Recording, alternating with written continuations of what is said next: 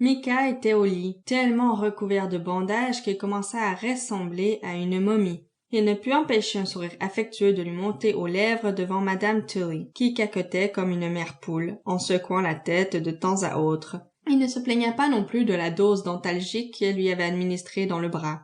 Il se voyait distinctement dans le miroir de la commode de l'autre côté de la pièce et essaya de hausser un sourcil avant d'abandonner l'idée, sous la douleur instantanée que cette tentative provoqua. On lui avait déjà confirmé qu'Anthony était mort, mais elle ne pouvait s'empêcher de souhaiter que le loup-garou Alpha soit encore en vie pour qu'il puisse torturer ce salaud à son tour, de la même façon dont lui-même avait été torturé. Dans l'histoire qu'on lui avait racontée, le mafieux avait eu droit à une mort rapide. Mika ne lui aurait pas donné de mort rapide, si cela n'avait tenu qu'à lui. « Je crois que vous autres métamorphes allez finir par m'achever, » grommela Madame Tully entre ses dents. Les métamorphes, les jaguars et les cougars tenaient une place particulière dans son cœur. Elle avait soulagé chacun d'eux de leurs maux et avait été très proche de leur mère. « Regarde un peu l'état dans lequel tu t'es mis, » ne sermonna-t-elle. Mika regarda le plafond d'un air boudeur, soudain pris de vertige en regardant le ventilateur tourner continuellement. « Ce n'est pas de ma faute si j'ai été kidnappée et torturée. » Madame Tully lui donna une petite tape du bout des doigts sur le front. « Je ne suis pas de votre avis, jeune Skywalker.